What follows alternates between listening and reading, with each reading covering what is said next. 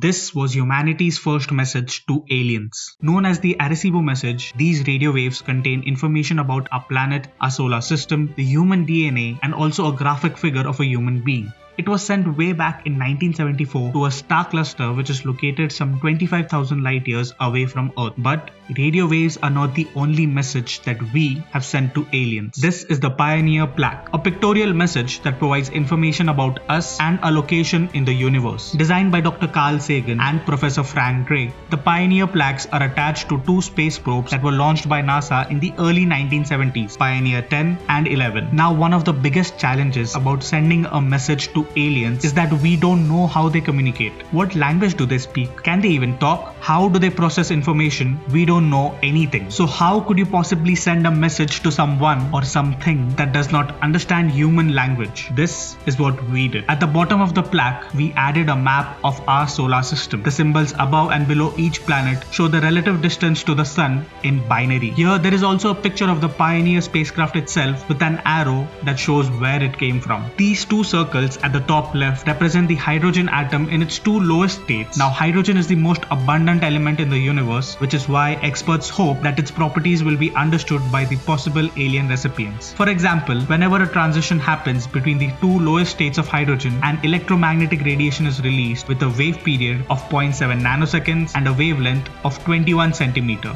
The vertical line below these two symbols represents this length and this time period. These two units are further used as measurements for all the other symbols on the Pioneer plaque. For instance, next to the woman, we can see the number 8 represented in binary. By using the earlier unit of measurement, aliens may be able to deduce the height of the woman, which is 168 centimeters. This picture of the man with his hand raised is meant to show the opposable thumb and also to show how limbs can be moved. Moreover, behind the human figures, we can see the outline of the Pioneer spacecraft itself. This is again meant to show the size of the human beings relative to the spacecraft. If we move a little left, we have this pulsar map. By triangulating Earth's distance from these faraway pulsars, the hope is that aliens could get an idea about our location in the universe. Also, if you've enjoyed the video so far, I would love it if you could hit the like button so that YouTube can recommend this video to more people. Now, as of today, Pioneer 10 and 11 are among the only 5 human-made objects that are leaving our solar system. The other 3 are Voyager 1, Voyager 2, and the New Horizons space probe. Voyager 1 and 2 were launched in 1977, just a few years after the Pioneer spacecraft and the Arecibo message was sent into space. Today, the Voyager space probes are 2 of the farthest reaching objects ever launched by humanity. Now, even though these space probes have entered interstellar space, they won't be leaving our solar system for another 30,000 years. Now, that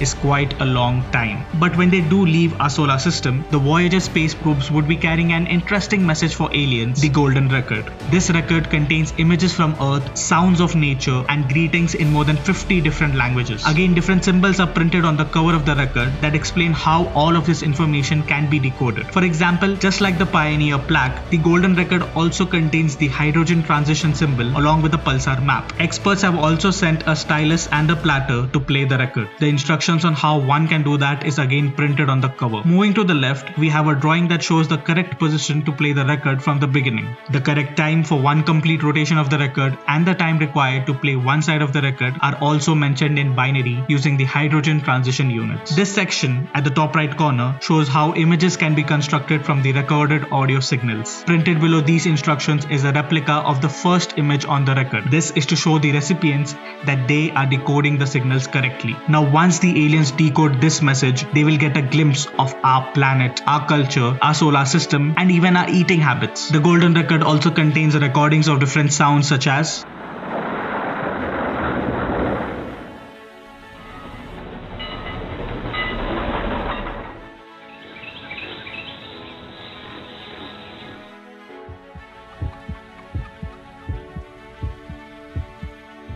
and also greetings in more than 50 different languages. Hello from the children of planet Earth.